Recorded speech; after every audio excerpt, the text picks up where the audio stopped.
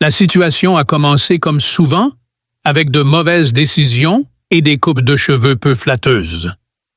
Ren Harlow, un pilote d'élite de la résistance coloniale terrienne, était sur le point d'une altercation orbitale catastrophique et, moins charitablement, d'une fin certaine avec des feux d'artifice. Son vaisseau, l'Hérésie, un intercepteur de classe sombre vieillissant, toussait du plasma comme un dragon fumeur de cigarettes et perdait du liquide de refroidissement d'une manière qui laissait présager la fin ultime de l'univers. L'ordinateur du vaisseau n'avait pas le schéma d'évasion Delta 3, et Ren tenait le yoke comme s'il lui devait de l'argent. Mardi dernier, nous avons convenu que l'utiliser était une erreur, mais je n'étais pas d'accord, et j'ai crié jusqu'à ce que je perde connaissance. J'ai enregistré mes cris comme un consentement verbal. Les étoiles à l'extérieur se tordaient en spirale brutale, et le vaisseau de chasse Ziren restait juste sur ses talons. Un croissant d'obsidienne lisse faisait paraître le vaisseau de Ren comme un emballage de sandwich jeté. Toutes les quelques secondes, une lance d'énergie émeraude crépitait.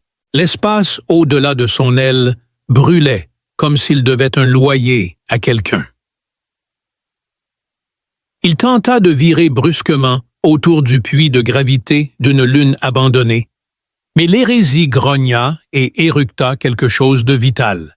Puis, dans une roulade contrôlée, ce qui était techniquement un oxymore, le spectre d'obsidienne apparut, sans avertissement, sans signature de distorsion, juste là, obscurcissant la moitié des étoiles comme si quelqu'un avait barbouillé le ciel avec de la peinture d'onyx. Le vaisseau, avec ses flèches dentelées et ses coutures lumineuses terrifiantes, semblait moins construit que développé, comme une tumeur maligne. Le vaisseau, avec ses flèches dentelées et ses coutures lumineuses terrifiantes, semblait moins construit que poussé comme une tumeur maligne. Un faisceau tracteur attrapa l'hérésie avant que Ren ne puisse penser à une réplique spirituelle, et il fut tiré vers le ventre de la bête avec toute la dignité d'un raton laveur aspiré dans un camion poubelle. Se réveiller à l'intérieur d'un vaisseau amiral Zeron était comme reprendre conscience dans une prison de luxe, dirigée par des araignées psychiques avec un flair pour l'architecture moderne. Les murs pulsaient doucement, vivants avec des veines bioluminescentes qui réagissaient au mouvement. Un récif corallien dans le vide, les Zeron ne fabriquaient pas seulement des machines de guerre, ils faisaient des déclarations. Un rayon tracteur attrapa l'hérésie avant que Ren ne puisse penser à une réplique spirituelle et il fut tiré vers le ventre de la bête avec toute la dignité d'un raton laveur aspiré dans un camion poubelle. Se réveiller à l'intérieur d'un vaisseau amiral Ziren était comme reprendre conscience dans une prison de luxe gérée par des araignées psychiques, avec un flair pour l'architecture moderne. Les murs pulsaient doucement, vivants avec des veines bioluminescentes qui réagissaient au mouvement. Ses membres étaient deux gardes xérins, se tenaient silencieusement et identiquement, leur armure couverte de motifs changeantes qui faisaient démanger le cerveau de Ren lorsqu'il les fixait trop longtemps. Au lieu de chaînes, ils étaient interliés par quelque chose de plus doux et infiniment plus effrayant, comme des tentacules vivants qui se déplaçaient comme des algues endormies. L'un des gardes avait même une mèche de flamme bleue pour cheveux. « Écoutez, je sais que c'est gênant, » dit Ren en testant ses liens avec un tirage théâtral. « Mais j'attends généralement le 3e rendez-vous avant d'être enveloppé dans des tentacules extraterrestres. » Aucun des gardes ne rit. Public difficile. Une porte s'ouvrit avec un son qui lui rappela un chat crachant dans un trombone. Et puis, elle entra, grande et élégante, la peau couleur de glace, frappée par la lumière de la lune. Ses longs cheveux flottaient comme s'ils avaient des opinions sur la gravité. Elle portait une armure qui scintillait entre l'améthyste profonde et l'obsidienne, et ses yeux argent métallisés ne clignaient jamais. Mais c'étaient les oreilles qui le surprit, longues et gracieuses, se levant comme les pointes des feuilles dans une brise, tressaillant légèrement alors qu'elle le regardait. Une caractéristique qui aurait dû sembler absurde, mais qui, d'une manière ou d'une autre, ne l'était pas, les rendant encore plus dangereuses. « Humain », dit-elle, la voix basse, douce et avec un léger écho, comme si l'air lui-même s'était arrêté pour écouter. « Ren » corrigea-t-il en levant un sourcil, mais « ouais », je répondais à humain dans des situations de vie ou de mort. Elle s'approcha, inclinant la tête, les oreilles tressaillant une fois lentement. « Uren, abréviation de renaissance, ma mère était bizarre. » Reine Saraka du Dominion Siren, gardienne du coffre d'Umber, flamme choisie du cœur des éons, et souveraine du 5e trône, continue de cligner des yeux. Je suis Ren, le pilote, et j'ai accidentellement fait exploser une petite lune. Tu as une langue comme un poisson dans l'eau chaude. Certains l'ont qualifiée de charmante, mais ils se trompent. Autrefois gracieuse comme Orbit, elle fit le tour de lui, l'inspectant comme un outil dont elle n'était pas sûre de l'utilisation, ou si elle devait s'enliser dans le désordre que tu as causé. Elle parla d'un ton calme, expliquant que 4 de ses éclaireurs avaient été neutralisés, dont un avait été capturé. Ren répondit en disant « Pour être juste, vos éclaireurs ont tiré les premiers. Maintenant, je dois décider quoi faire de vous. Je préférerais n'importe quoi qui n'implique pas une lente désintégration.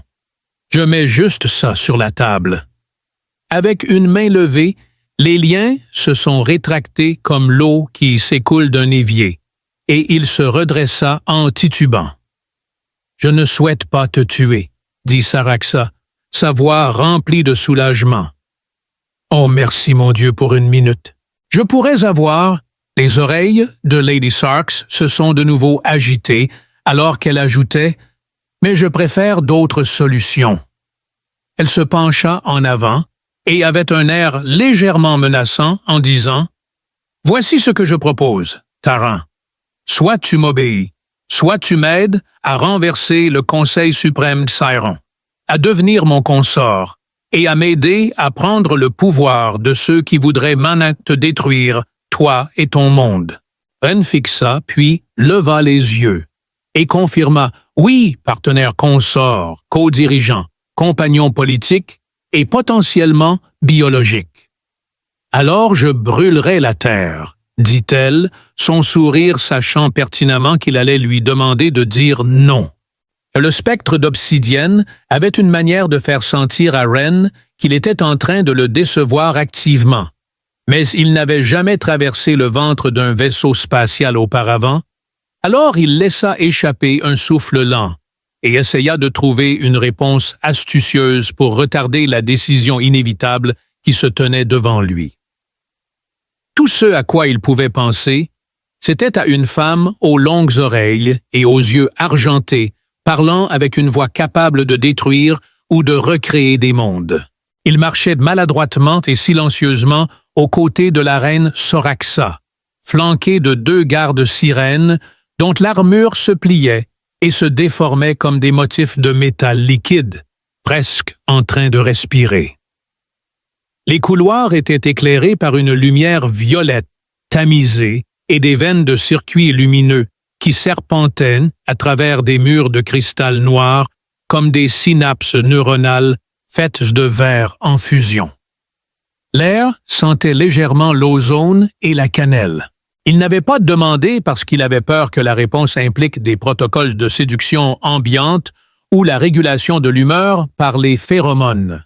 N'avait pas déterminé s'ils étaient sentients ou simplement très dévoués à leur tâche. Sarah glissait plus qu'elle ne marchait, ses longues oreilles tressaillant parfois, réagissant peut-être à des sons lointains, ou peut-être juste au monologue intérieur incessant de Wren hurlant « Quelle est ma vie en ce moment? M'escortez-vous vers une chambre digne d'un roi ou vers une morgue? » J'essaie juste de fixer des attentes réalistes, demanda finalement Wren, brisant le silence. Saraxa n'a pas ralenti son rythme non plus. Je t'emmène sur le pont de fracture, ça a l'air amusant, très spa-ique. Est-ce que je vais avoir un peignoir?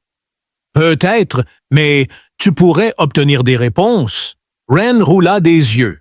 Super, j'adore ça, presque autant que de ne pas être transformé en esquimau au chocolat. Ils émergèrent dans une chambre comme Wren n'en avait jamais vu, à la fois cathédrale et observatoire extraterrestre. Un vaste dôme s'étendait au-dessus d'eux, son plafond transparent et parsemé d'étoiles d'obsidienne truffées de capteurs déversés au-dessus d'eux comme du sang d'argent. Et au-delà du verre scintillait ce qu'ils ne pouvaient décrire que comme le bord de la raison. Le Wraith était actuellement positionné près de la faille Halo, une frontière cosmique où l'espace et la réalité s'entremêlaient en spirale géométrique. La lumière voyageait à l'envers, et une anomalie particulièrement troublante ressemblait à une gigantesque tasse flottante qui criait de temps en temps « Magnifique, n'est-ce pas? » J'ai vu des endroits plus réconfortants, tu sais, ceux où la gravité ne se dispute pas avec elle-même. La faille déforme le temps et la physique, dit-elle, mais elle nous cache aussi. Le Conseil ne peut pas y voir. Wren plissa les yeux alors que Saraxa avançait et murmurait. Clairement, nous sommes des fantômes dans cette zone. Ton vaisseau fantôme me file la chair de poule. Wren murmure. Comment avez-vous construit quelque chose comme ça? Nous l'avons cultivé, bien sûr. Saraxa se tourne vers lui, les bras croisés.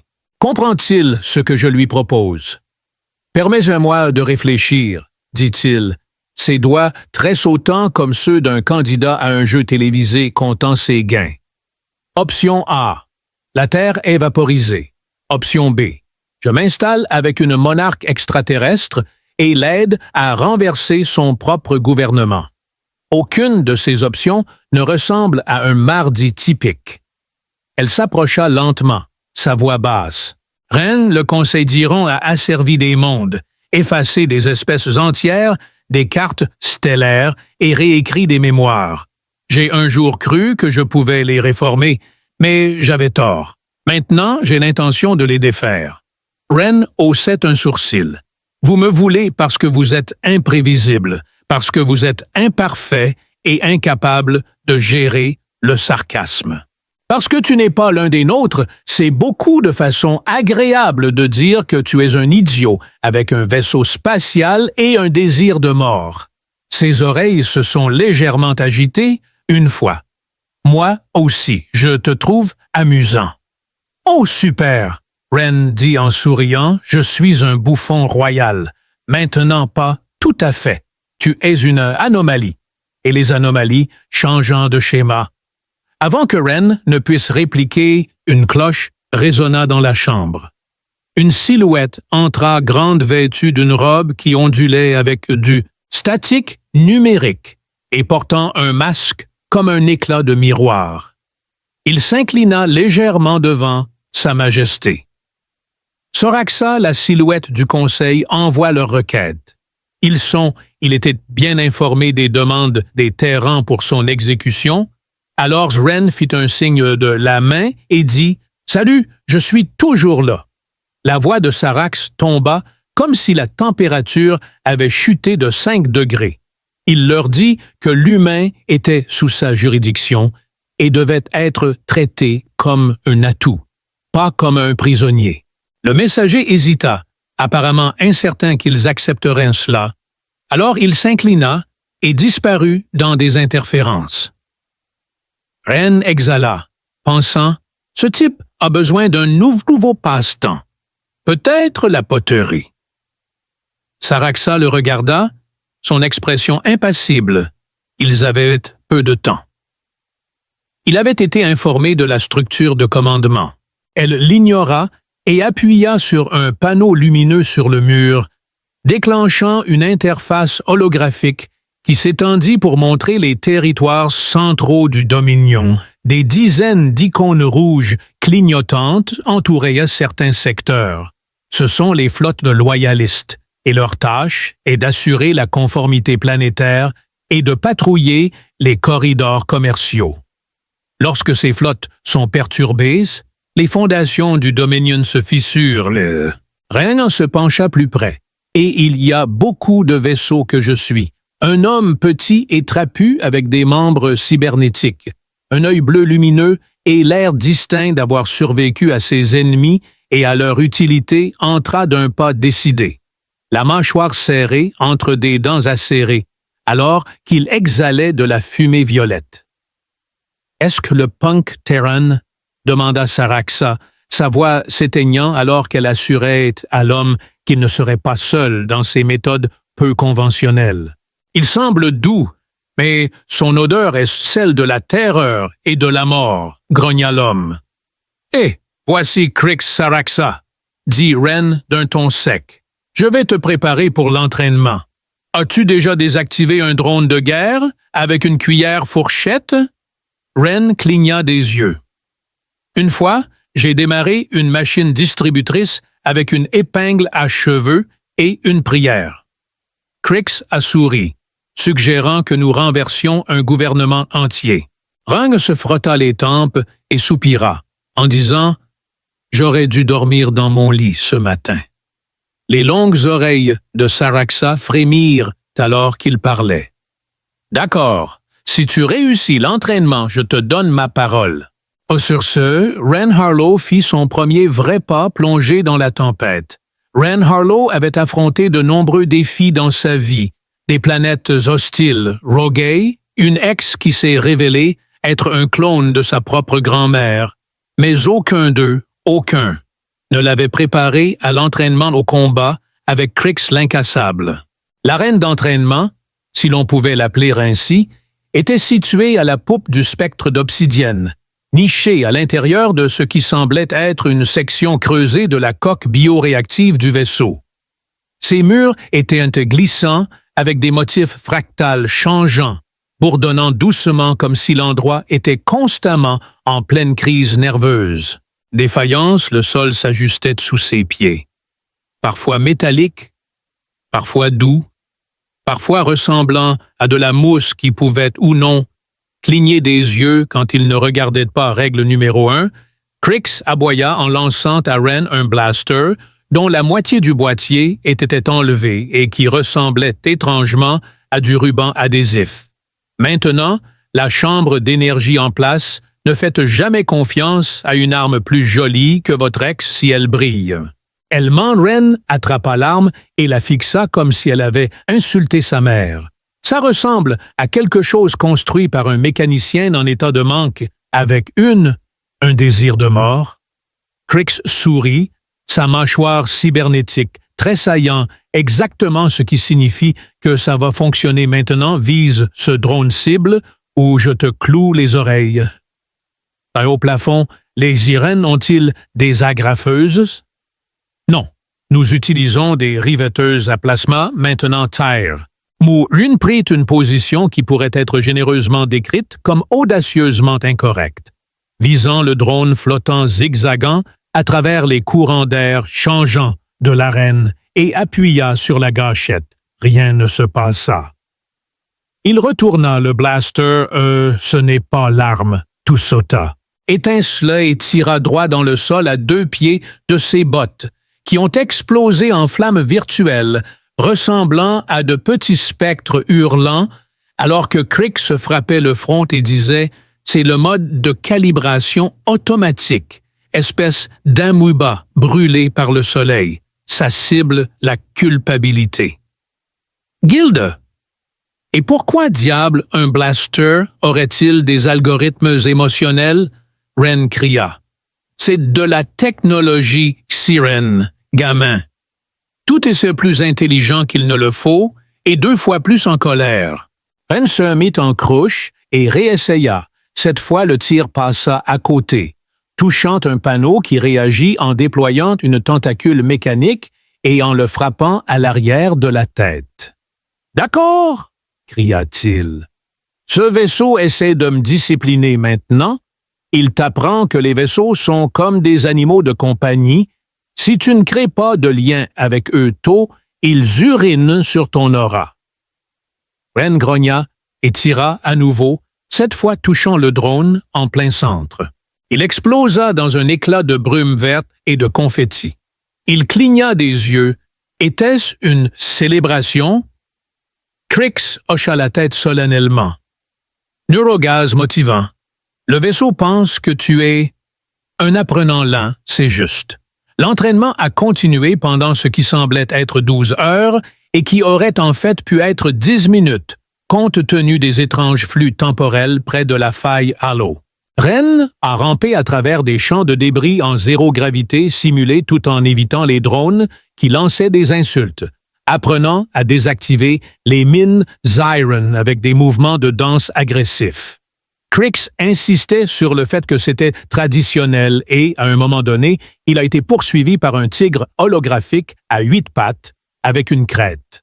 Enfin, haletant et meurtri de manière cosmique, Ren s'est effondré contre un mur. Il se recula de sa transpiration et il toussa.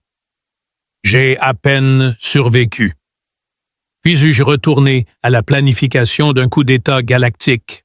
Krix lui tendit alors une bouteille d'un liquide rose lumineux qui ressemblait à du chewing-gum fondu et sentait le regret. « Bois, ça reconstruira tes mitochondries. » Ren le renifla, se demandant si cela ne supprimerait pas ses mitochondries. Après l'avoir bu, il remarqua une étrange combinaison de fraises et d'acide de batterie. Saraksha entra silencieusement dans la pièce.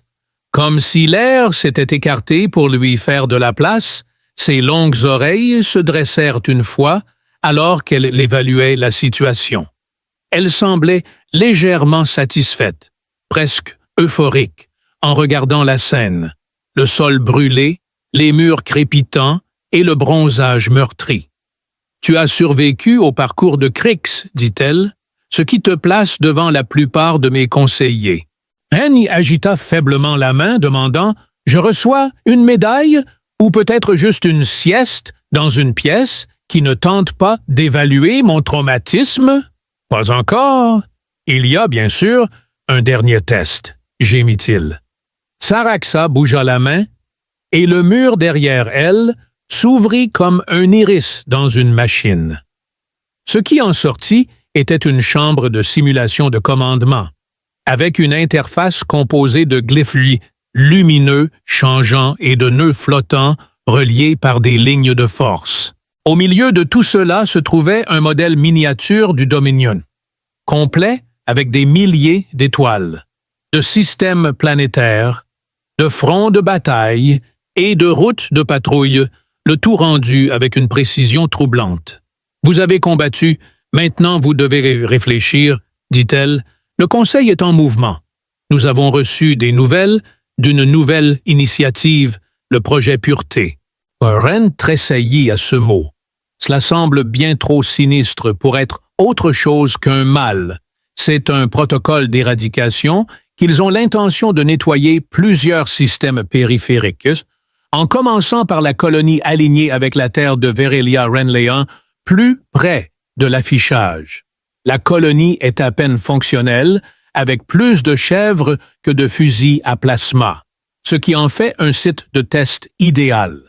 Elle a dit que nous devions intercepter et que tu planifierais l'attaque. Il se tourna vers elle avec incrédulité, alors qu'elle disait « Mon Dieu, je confonds encore les systèmes d'armement de mon vaisseau avec la fonction espresso.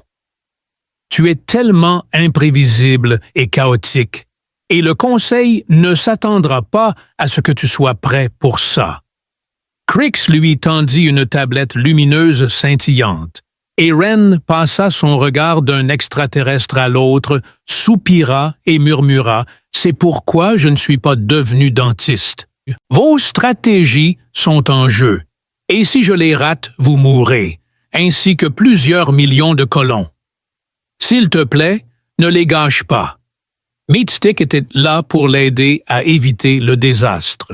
Comme la plupart de ses meilleures idées, le plan de guerre de Wren, codé nommé Opération définitivement pas improvisée, a commencé par une explosion, un mensonge et une promesse.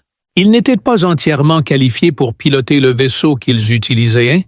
Maintenant, le petit Spite, un croiseur furtif Zyron si compact qu'il pouvait se cacher dans les gaz d'échappement, mais il craqua ses knuckles et fixa la simulation galactique de toute façon.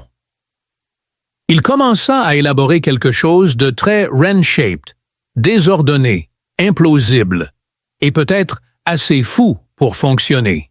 Après tout, qu'est-ce qui pourrait bien mal tourner? Plume d'un dreadnought, il était plus noir que le vide, en forme de raie manta et armé de suffisamment de désintégrateurs quantiques pour faire rougir un trou noir. Il sentait aussi légèrement le popcorn brûlé et les secrets interdits. Crix avait insisté pour copiloter, en partie à cause de son expérience extensive en combat et en partie parce qu'il ne faisait pas confiance à Wren pour faire fonctionner une machine à café sans provoquer un petit incendie. « Tu touches ce levier », grogna Crix en désignant un panneau lumineux, et nous traversons 13 réalités jusqu'à ce que nous finissions par nous marier l'un à l'autre sur une lune de méduse. Wren, qui était effectivement sur le point de toucher ce levier exact, retira sa main et nota. « Pas de mariage de méduse, je vais l'ajouter à la liste. » La cible de leur mission, la planète colonie de Virelia, scintillait à l'écran comme un marbre bleu-vert imbibé de brume.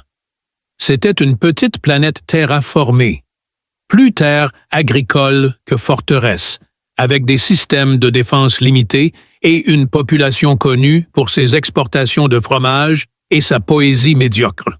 Malheureusement, elle était aussi directement dans la ligne de mire de la nouvelle flotte de purification du Dominion, et le temps n'était pas de leur côté.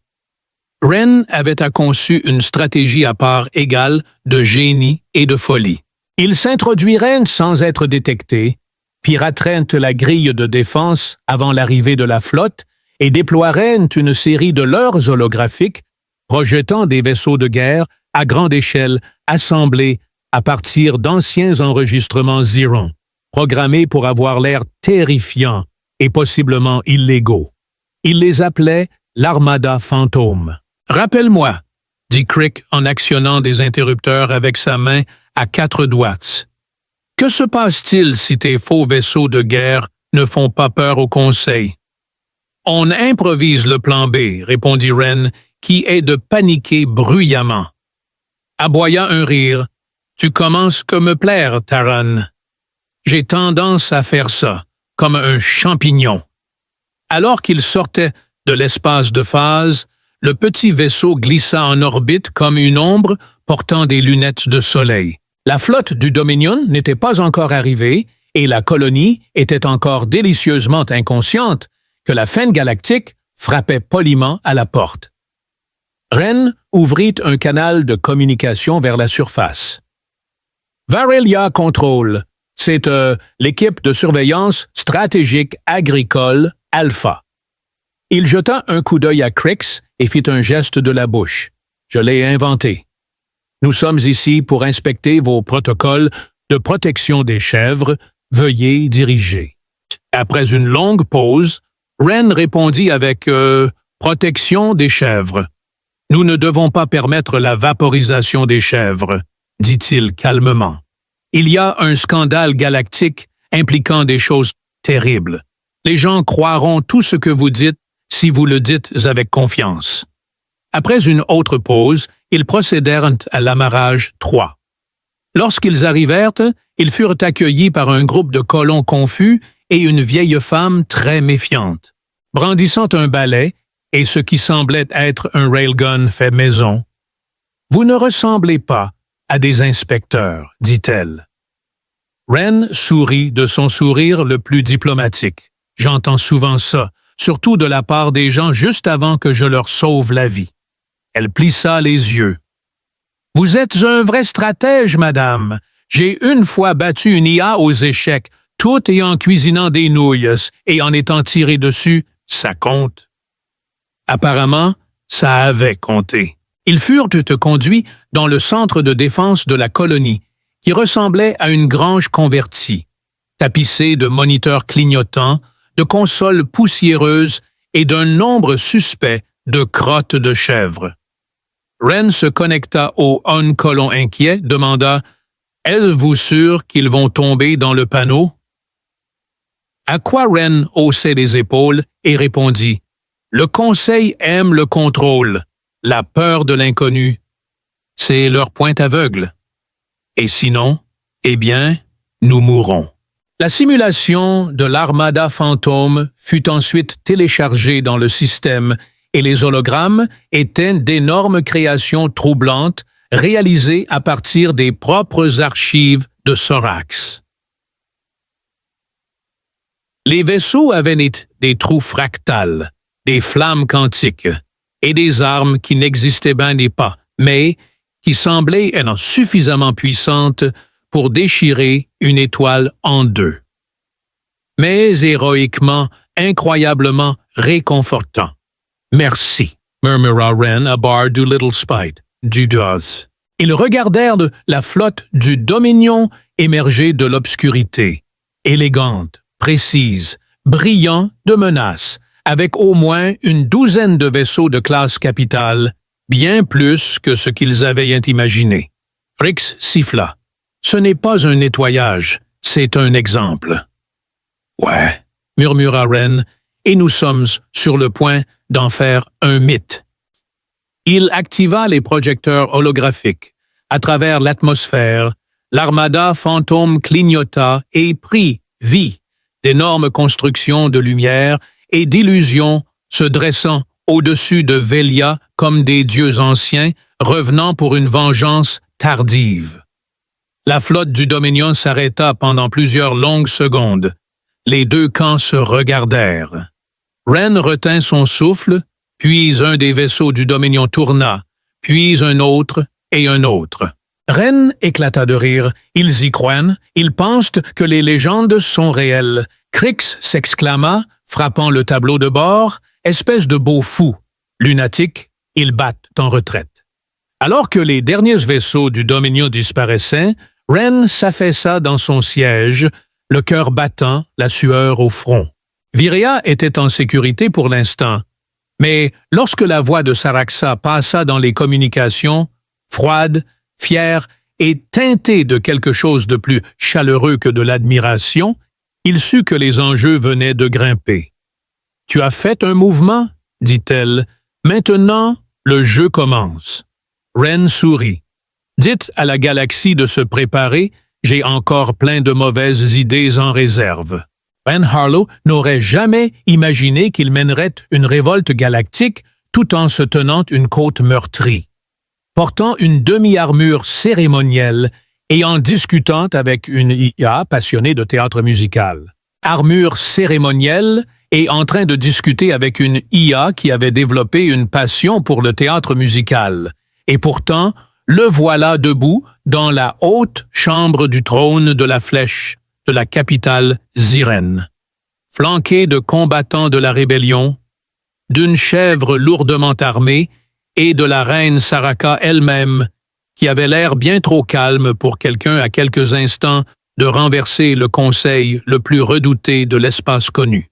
La Flèche était une merveille suspendue en basse orbite au-dessus du monde natal des Iziren, reliée à la surface par des colonnes de lumière changeantes et des ascenseurs anti-gravité, qui semblaient toujours arriver juste après que vous en aviez besoin. La chambre autour d'eux scintillait avec des murs translucides, pulsants de vagues, landes de bleu comme si l'endroit rêvait en temps peu réel, tout vibrait d'énergie et de tension, beaucoup de tension.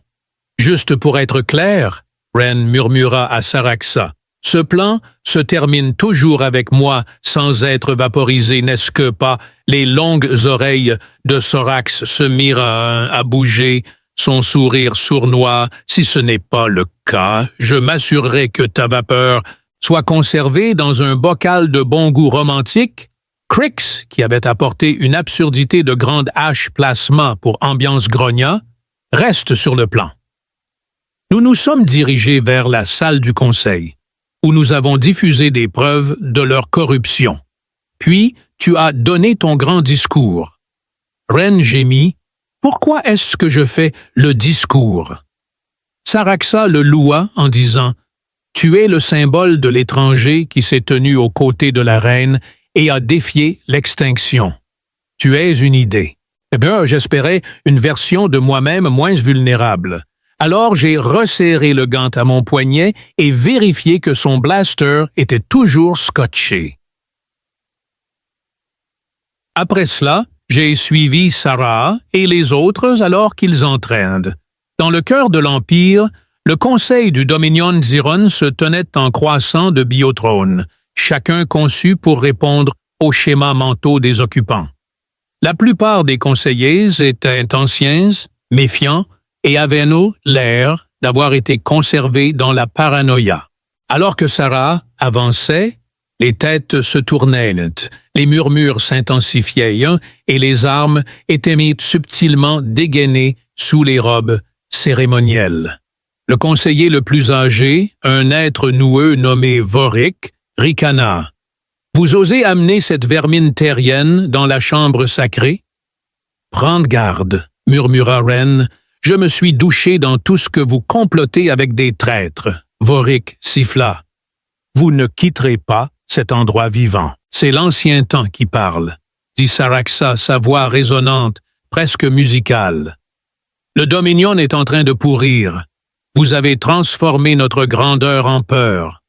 Vous avez asservi des mondes, brûlé des cultures, pour quel pouvoir enfermé dans un coffre d'ombre? » Elle fit un geste, et le flux Olof s'alluma dans toute la chambre.